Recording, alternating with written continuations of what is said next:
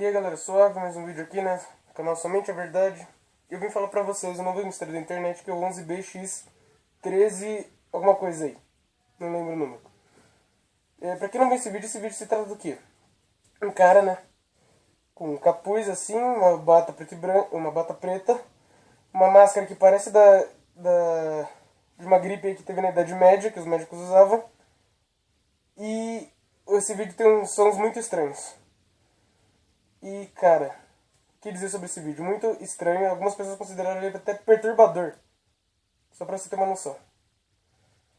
E tem um monte de canal na internet, um monte de lugar falando desse vídeo. E esse vídeo é muito estranho, parece frames assim que tem mensagens subliminares, um cara fazendo sinais tipo assim com a mão. Assim, pisca umas luzes. Cara, é muito estranho. Só pra você ter ideia, tem um frame nesse vídeo que aparece Kill the President. Significa mate o presidente. No frame seguinte aparecem as coordenadas da Casa Branca como mensagem subliminar.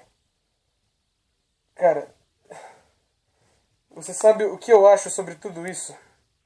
Vai dar merda, vai dar merda, vai dar merda, vai dar merda, vai dar merda, vai dar merda, vai dar merda, vai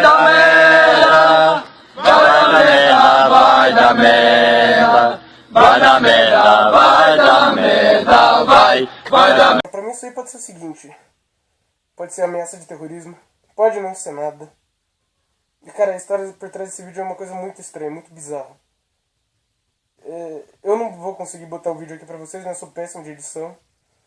Mas é bizarro esse vídeo. Vocês não têm noção, procurem. É terrorismo, cara, certeza. Aviso de guerra isso aí. O que mais me preocupa, tem um grupo na internet que se chama Cicada 3301. E eles falaram que esse ano ia ter uma guerra nuclear. E o foda é que eles deram outras previsões e algumas eles acertaram.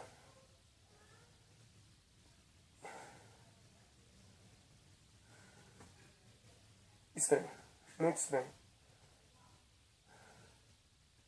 E aí já teve o atentado da França, Estados Unidos e Rússia declarando guerra contra o Estado Islâmico. Aí você já fica bugando.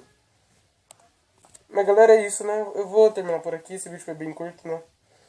E dê um gostei, né? Se inscreva aqui embaixo se você gostou do vídeo, favorito pra me ajudar, né?